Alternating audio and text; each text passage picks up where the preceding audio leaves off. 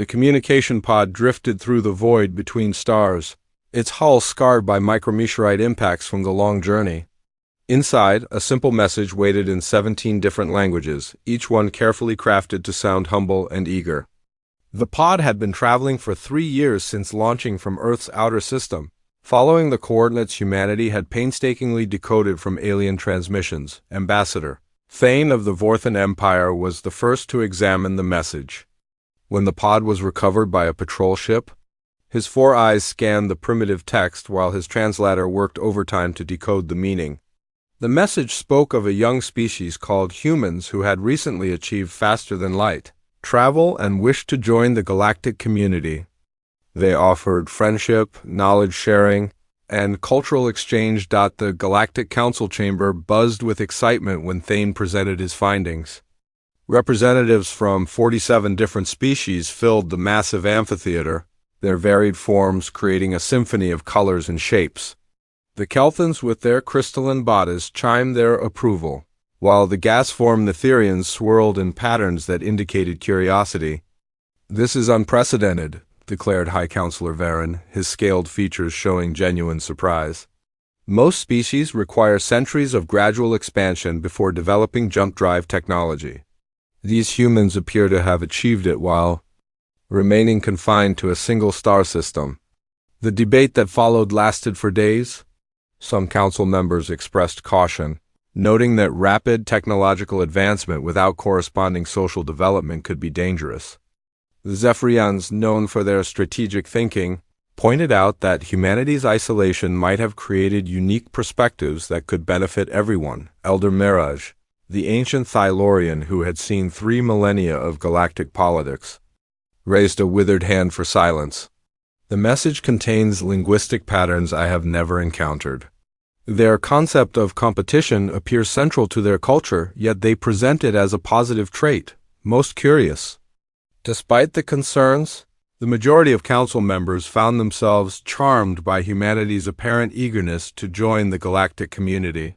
The humans had included detailed information about their planet, their history, and their achievements. They spoke of art, music, literature, and scientific discoveries with infectious enthusiasm. The deciding factor came when the humans offered to share their unique perspective on what they called strategic thinking.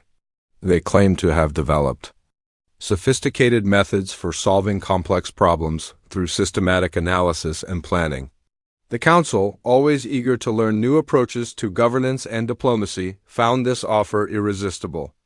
"We have maintained peace for over 4,000 years through cooperation and understanding," Counselor Varan announced to the Assembly. "Perhaps these humans can teach us new ways to strengthen our bonds and solve the challenges we face." The vote was closer than expected, but the decision was made. The Galactic Council would send a diplomatic mission to Earth, consisting of 12 ships representing the major species and their various specialties. The Vorthans would handle military protocols, the Kelthans would manage technology transfers, and the Netherians would oversee cultural exchanges. What the council members did not know was that their communications had been monitored for decades. Deep in the mountains of North America, a facility known only as Project Watchtower had been intercepting and analyzing alien transmissions since the early 21st century. Teams of linguists, anthropologists, and military strategists had worked tirelessly to decode not just the languages, but the underlying psychology and culture of each species. Director Hayes stood in the command center, watching as the final preparations were made. The invitation had been sent exactly as planned, crafted to appeal to each species' particular nature. The Vorthans received emphasis on honor and tradition, the Kelthans saw focus on technological advancement, and the Netherians found appeals to artistic expression. "Are we ready?" Hayes asked his deputy, a stern woman named Collins who had spent her career studying alien behavioral patterns. "The welcome committees are in place, the demonstration sites are prepared, and our people are standing by," Collins replied. "The aliens think they're coming to evaluate a primitive species for membership.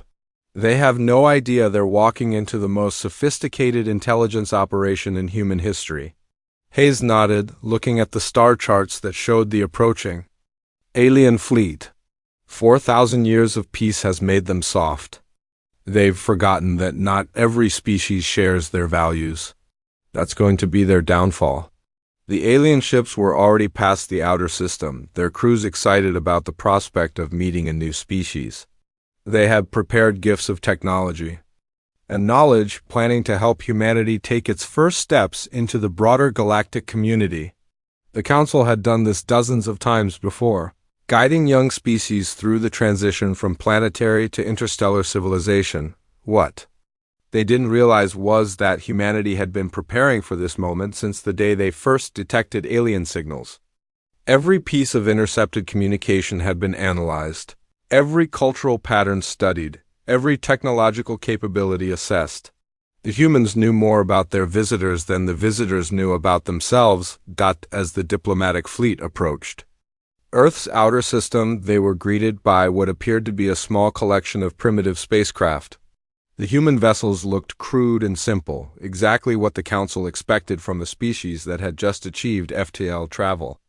The aliens felt a mixture of pride and protective instinct. Eager to nurture this young civilization, the trap was perfect because it was invisible. The Council members saw exactly what they expected to see, while humanity prepared to show them exactly what they wanted to show them. The greatest deception in galactic history was about to begin, and the victims were already counting the days until they could welcome their new friends into the cosmic community. The invitation had been accepted, and humanity was ready to receive their guests. The ceremonial hall in Geneva had been transformed into something beyond recognition.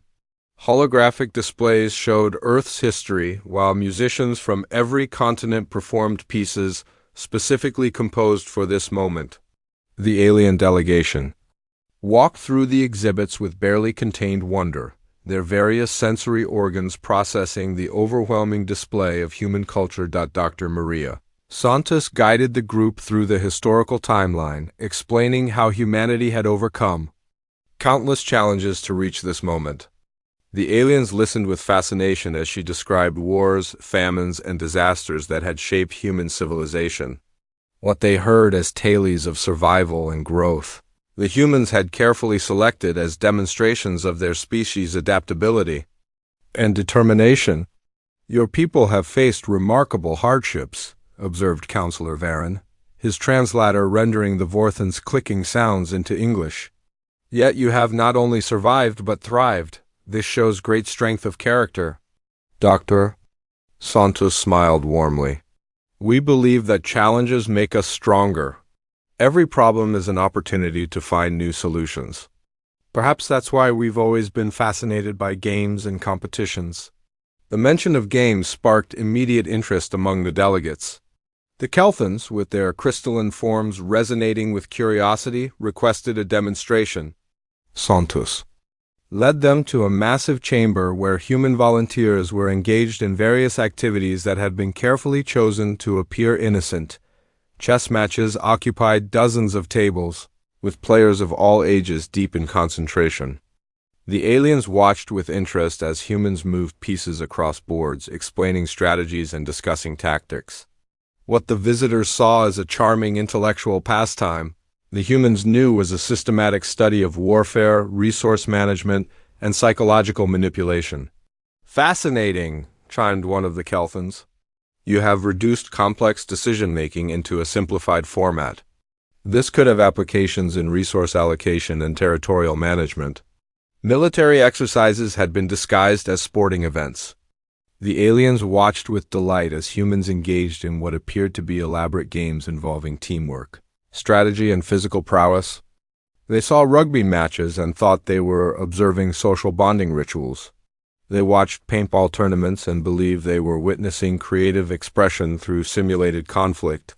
General Morrison, dressed in civilian clothes and introduced as a sports coordinator, explained the rules with enthusiasm. "We find that competitive activities help us understand problem-solving under pressure. Every game teaches us something about working together and overcoming obstacles." The Netherians, existing as sentient gas clouds, were particularly intrigued by human art and music. They had been shown carefully selected pieces that emphasized humanity's supposedly peaceful nature. Classical symphonies played while paintings depicting serene landscapes and happy families covered the walls. Your emotional expression is remarkably sophisticated, one of the Netherians communicated through harmonic vibrations. These artistic works suggest a deep appreciation for harmony and beauty. Such sensitivity indicates a naturally peaceful disposition. Dr. Santos nodded thoughtfully. We've always believed that understanding different perspectives makes us stronger. That's why we're so excited about learning from your cultures. We hope to study how each of your species approaches problem-solving and decision-making. The request seemed perfectly reasonable to the aliens. They had come here to share knowledge and help humanity integrate into galactic civilization. Over the following days, they eagerly described their governmental systems, their military capabilities, and their technological achievements. The humans listened with rapt attention, asking thoughtful questions that seemed to come from genuine curiosity. Meanwhile, teams of human analysts worked around the clock to process every piece of information. Military strategists studied alien defensive systems, while psychologists developed profiles of each species' weaknesses and blind spots. The aliens, accustomed to open information sharing among council members, had no concept of military intelligence. Gathering cultural exchanges became opportunities for deeper reconnaissance. When the Vorthans demonstrated their energy shield technology, human scientists recorded every detail while appearing to be simply fascinated observers. When the Kelthans explained their communication networks, human engineers memorized the technical specifications while asking questions that seemed to come from academic interest. The alien delegates were charmed by humanity's apparent eagerness to learn. They interpreted the humans' intense focus and detailed questions as signs of a naturally curious and intellectually gifted species. The possibility that they were being systematically studied for potential weaknesses never occurred to them. These humans are remarkable, Counselor Varen reported to the Council during a regular communication session. They possess an unusual combination of creativity and analytical thinking. Their approach to problem-solving is unlike anything we've encountered. What Varen didn't realize was that human technicians had already begun analyzing the communication protocols used for his report. Every transmission between Earth and the Council worlds was being intercepted and decoded, providing humanity with real-time intelligence about alien reactions and decision-making processes. Thus, the first week of contact concluded, the aliens were invited to a grand banquet featuring cuisines from around the world. The human hosts had prepared an elaborate celebration, complete with traditional music, dancing, and speeches about friendship and cooperation. The aliens felt genuinely welcomed and appreciated. During the festivities, seemingly casual conversations revealed crucial information about interspecies relationships within the Council. The humans learned about old disputes, current tensions, and potential alliance structures. They discovered which species trusted each other and which maintained only superficial cooperation. The evening concluded with the aliens expressing their unanimous approval of humanity's application for Council membership. They agreed to sponsor Earth's integration into galactic civilization, offering to share advanced technologies and provide guidance through the transition process. Dr. Santos accepted their offer with gracious humility, expressing humanity's deep gratitude for the opportunity to join such a magnificent civilization. The aliens interpreted her tears as emotion born of joy and relief.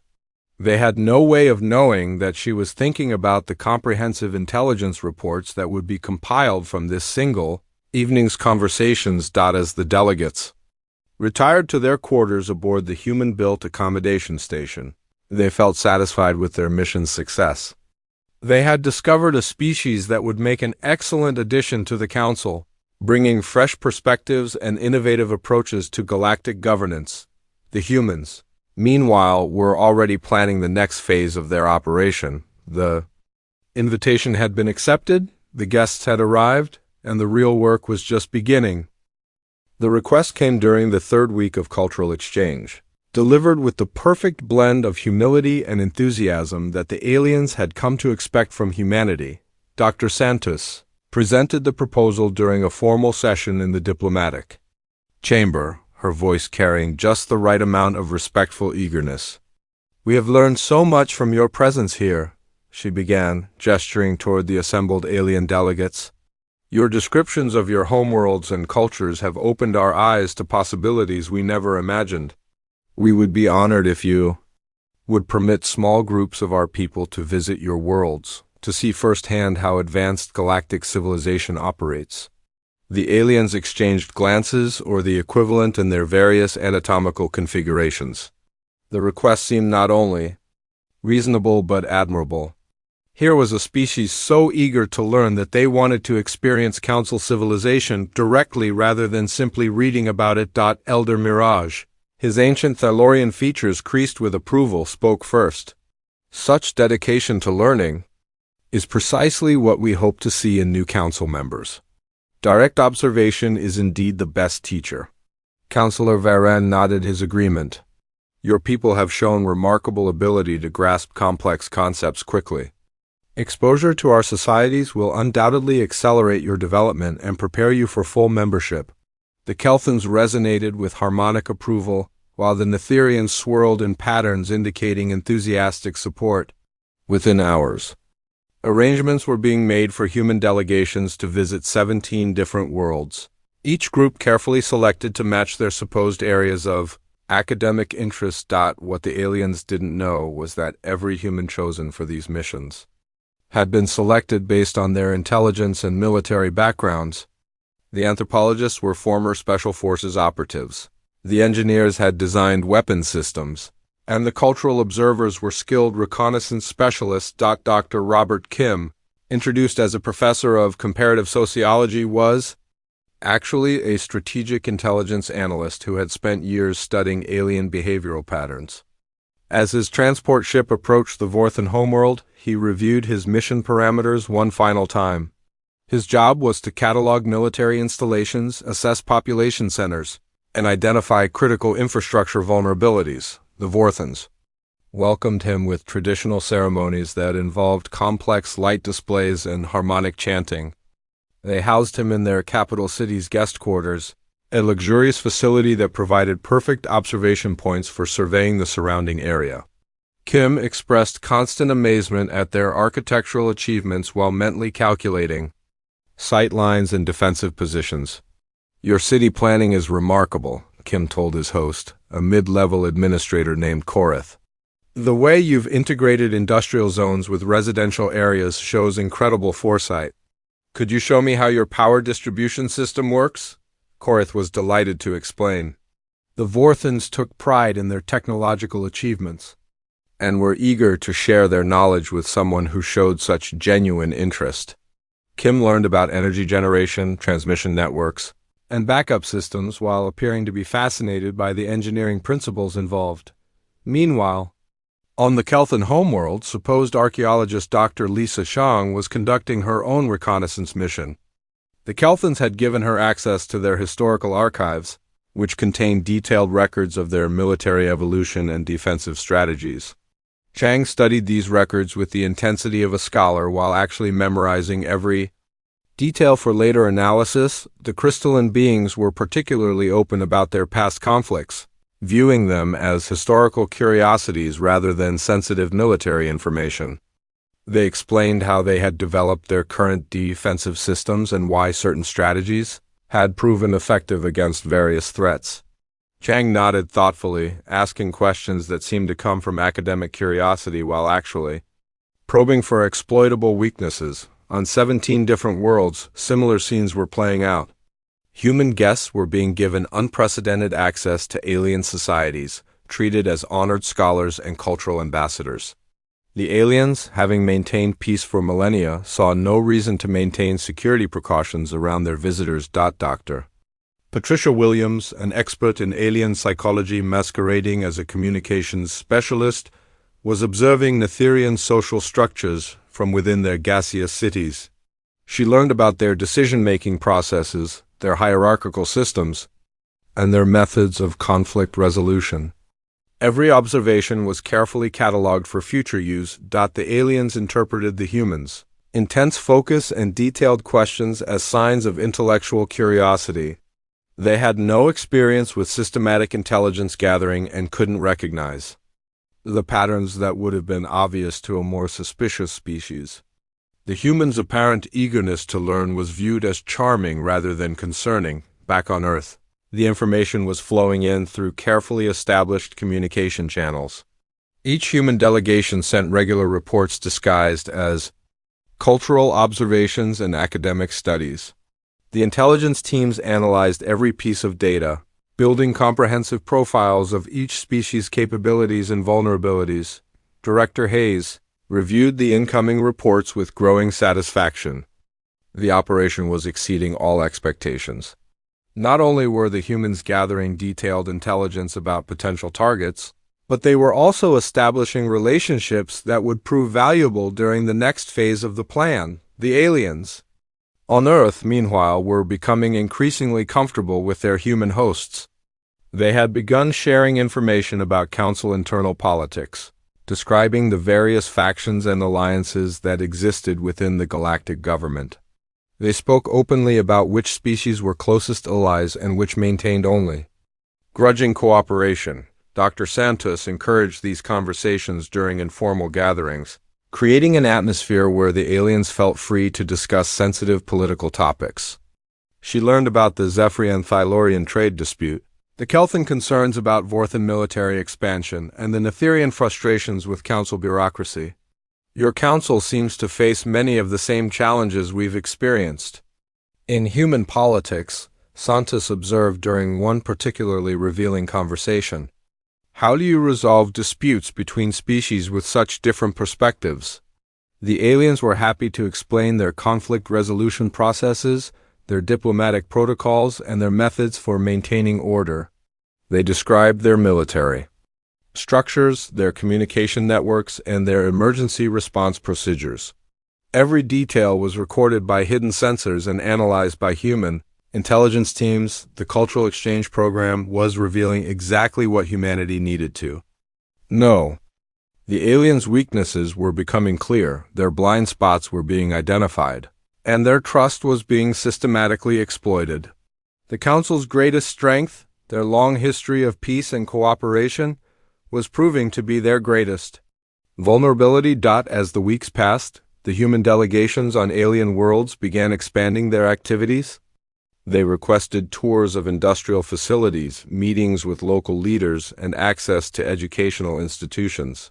The aliens, proud of their achievements and eager to share their knowledge, granted these requests without hesitation. The humans were building a comprehensive understanding of galactic civilization from the inside out. They knew which worlds had the strongest defenses, which species had the most advanced technology, and which societies would be most vulnerable to specific types of attack. The information was being processed and analyzed by the most advanced strategic planning systems humanity had ever developed. The trap was nearly complete. The aliens had welcomed humanity's representatives into their societies, shared their secrets, and revealed their vulnerabilities. They had done so willingly, even eagerly, believing they were helping a promising new species prepare for council membership. What they had actually done was provide their future conquerors with everything they needed to destroy the civilization they had spent millennia building. The first sign of trouble came at exactly 1547 Universal Standard Time, when communication arrays across 12 different worlds simultaneously went silent. The Galactic Council's emergency protocols activated automatically, but the backup systems failed to engage. Within minutes, it became clear that this was not a technical malfunction. Admiral Soren of the Vorthan fleet was reviewing routine patrol reports when his communications officer announced the loss of contact with their homeworld. The bridge crew maintained their professional composure, but Soren could see the concern in their eyes. In 4,000 years of galactic peace, the communication network had never failed completely.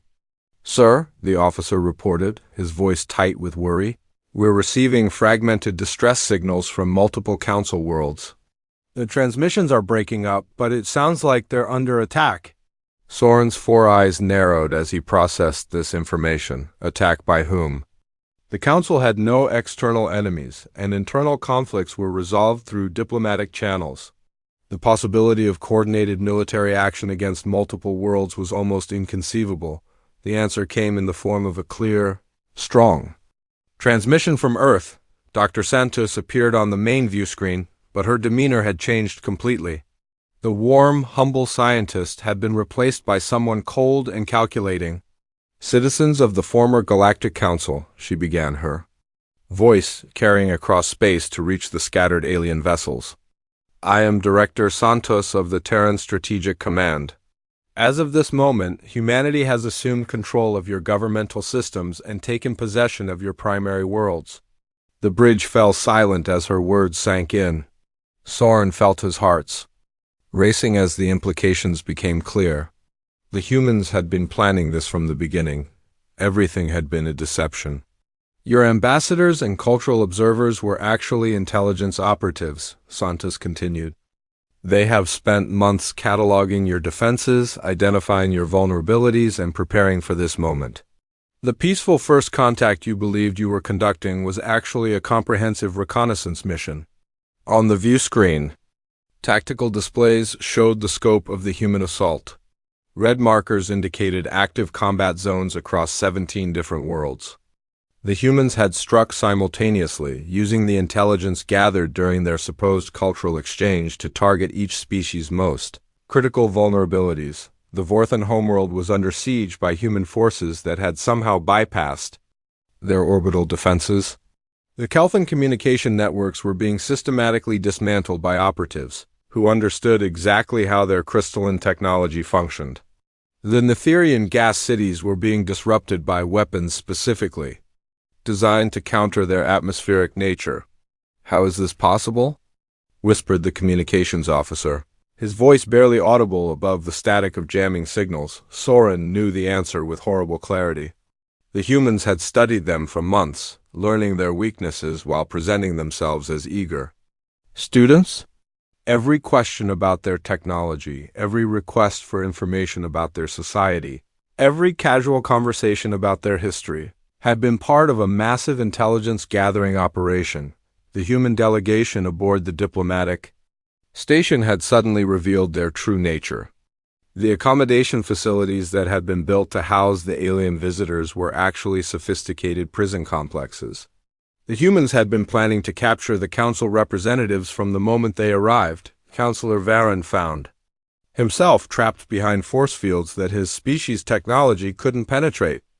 The humans had studied Vorthan defensive capabilities and designed countermeasures, specifically tailored to neutralize their advantages. The other delegates faced similar situations, each confined by systems that exploited their particular vulnerabilities. You trusted us because you assumed we shared your values, Santos explained, her image now appearing on screens throughout the captured diplomatic station. You believe that any species capable of interstellar travel must be peaceful and cooperative. That assumption was your fatal error. The scope of the deception was staggering. The humans had been monitoring council communications for decades, learning about their society and culture long before making contact. The invitation to Earth had been carefully crafted to appeal to each species' particular nature, designed to ensure that the Council would accept and send representatives. Dr. Kim, the supposed sociologist who had visited the Vorthan homeworld, was now coordinating the assault on their capital city. His months of observations had provided the tactical intelligence needed to penetrate their defenses. The archaeological sites he had visited with such apparent fascination were actually strategic positions that human forces now controlled on the Kelthan homeworld. Dr. Chang was leading a team of specialists in dismantling their communication infrastructure. Her supposed academic research had given her detailed knowledge of their systems, allowing her to shut down their networks with surgical precision. The Kelthans found themselves isolated and unable to coordinate their response. The Netherian gas cities were being neutralized by Dr. Williams, who had used her time among them to develop weapons that could disrupt their atmospheric cohesion. The beings who had welcomed her as a cultural ambassador were now being systematically neutralized by someone who understood their biology better than they did. Admiral Soren realized that the human ships in Earth's system, the ones that had appeared so primitive and crude, were actually sophisticated weapons platforms. Their simple appearance had been another deception, hiding advanced technology that was now being revealed as the diplomatic vessels came under attack. "We studied your species for over a century," Santos continued, her voice reaching every corner of the galaxy where Council forces were trying to understand what was happening. "We learned your languages, your customs, your psychology, and your weaknesses. We knew how each of you would react to our invitation, and we prepared accordingly." The few Council ships that managed to escape the initial assault found themselves pursued by human forces that seemed to know exactly where they would go. The humans had studied their tactical doctrines and predicted their escape routes. Every defensive strategy the Council species had developed was being countered by opponents who understood their thinking better than they understood it themselves. On world after world, the pattern was the same. Human forces struck at precisely the right targets using exactly the right methods to overcome each species' particular defenses. The supposedly peaceful cultural exchange had provided them with a comprehensive understanding of galactic civilization's vulnerabilities. The realization hit Soren like a physical blow. Humanity had never intended to join the Galactic Council. They had planned to replace it. The humble species seeking membership had actually been predators studying their prey, and the Council had walked willingly into the trap. Your mistake was believing that all intelligent species must be like you, Santos concluded. You projected your own values onto us, assuming that our desire for peace and cooperation was genuine. You never considered that we might view your invitation as an opportunity rather than an honor. The communication ended, leaving the surviving Council forces in stunned silence. In less than 6 hours, a civilization that had lasted for millennia was being systematically dismantled by the species they had welcomed as friends. The greatest diplomatic triumph in galactic history had become the greatest military disaster. Admiral Soren looked at the tactical displays showing the collapse of everything he had known. The humans had turned the Council's greatest strength against them, using their openness and trust as weapons. The species that had maintained peace for 4,000 years had forgotten that not everyone shared their commitment to cooperation. The galaxy was changing, and humanity was writing the new rules with the blood of those who had been foolish enough to trust them. The throne room of the former Galactic Council had been transformed into something that would have been unrecognizable to its previous occupants. The curved walls that had once displayed symbols of 47 different species now bore the stark emblem of the Terran Empire. The amphitheater where countless diplomatic sessions had taken place was now a courtroom where the fate of entire civilizations was being decided. Fleet. Admiral Richards stood at the center of the chamber, his uniform crisp and his bearing confident. Around him, the surviving leadership of the former council sat in restraints designed specifically for their various anatomical configurations. The beings who had once debated policy and guided galactic civilization now awaited judgment from their conquerors. 6 months, Richards announced, his voice carrying clearly through the chamber's acoustics. 6 months was all it took to dismantle a government that had lasted for 4 millennia. Not because we were stronger than you, but because we understood you better than you understood yourselves. Elder Mirage, the ancient Thalorian who had witnessed the rise and fall of civilizations, raised his head with what dignity he could manage. "Why?" he asked, his voice barely above a whisper. "Why did you do this? We offered you friendship, knowledge, a place among the stars. We would have helped you grow and prosper." Richard smiled, but there was no warmth in the expression. That was exactly the problem. You wanted to help us, guide us, shape us into something that fit your vision of what a galactic species should be. You never asked if we wanted to be guided. The Admiral walked slowly around the assembled prisoners, his boots echoing in the silence. From the moment we detected your signals, we knew we had 2 choices. We could join your council as junior partners, grateful for whatever scraps of authority you chose to give us, or we could take our rightful place as the dominant species in the galaxy. Counselor Varen, his scaled features showing confusion and pain, struggled to understand. But the invitation, you asked us to come, you seemed so eager to learn from us. We were eager to learn, Richards replied. We learned your languages, your customs, your technologies, and most importantly, your weaknesses. The invitation was bait, and you took it exactly as we knew you would. Your psychology was so predictable that we could plan your responses decades in advance.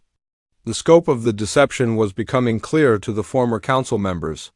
Every aspect of their first contact with humanity had been carefully orchestrated. The humans had never been the primitive species they appeared to be. They had been predators wearing the mask of prey, and the council had been completely fooled. Your species had grown complacent, Richards continued, his voice taking on a lecturing tone. 4,000 years of peace had made you forget that not everyone shares your values. You assume that any species capable of interstellar travel must be peaceful and cooperative. That assumption cost you everything. The tactical displays around the chamber showed the current state of the galaxy. Human forces controlled every major world, with occupation governments managing the former council territories. The species that had once governed themselves were now subjects of the Terran Empire, their roles determined by their usefulness to their new masters. You have a choice, Richards announced, his voice carrying the weight of absolute authority. You can serve the Empire willingly, using your knowledge and abilities to help us build a better galactic civilization, or you can resist and face the consequences. We have studied your species thoroughly. We know which of you are most likely to cooperate and which will need to be eliminated. The offer was not really a choice at all. The humans had demonstrated their willingness to use overwhelming force against anyone who opposed them. The speed and efficiency of their conquest had left no doubt about their capabilities. Resistance would mean extinction. One by one, the former council members made their decisions. The Kelthans, with their practical crystalline nature, were the first to formally surrender. They offered their technological expertise in exchange for continued existence. The Netherians, faced with the reality of their situation, agreed to serve as administrators for the new government. Elder Mirage was among the last to speak. You have won through deception and violence.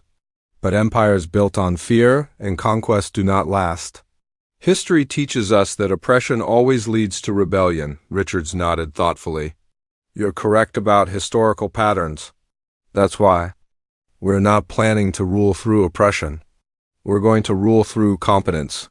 Each species will be given roles that match their abilities and inclinations. You'll find that life under human leadership is not the nightmare you're imagining. The Admiral gestured to the displays showing the occupied worlds. Production is already increasing on most planets.